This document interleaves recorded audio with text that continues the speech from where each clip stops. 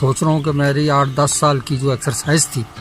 وہ مجھے رائگان جانے کا وہ خیال آ گیا کہ لوگ ایک دم ہی وہ اسے کہیں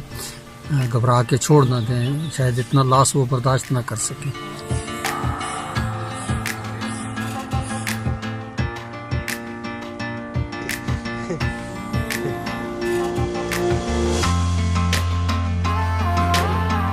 دو 2008 سے میں اس میں فلوریکلچر کی ڈیولپمنٹ میں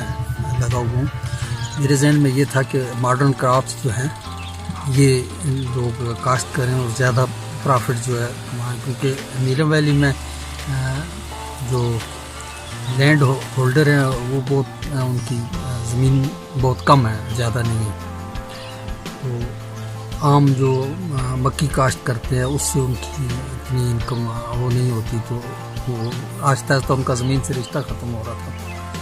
اب یہ ایک سسٹم ہمارا چل رہا تھا، اس میں یہ تھا کہ پورے سال کے لیے میری کوشش ہے کہ نیلم ویلی سے پھول جو ہے مارکیٹ میں جائیں، اور یہ سارے آف سیزن ہوتے ہیں۔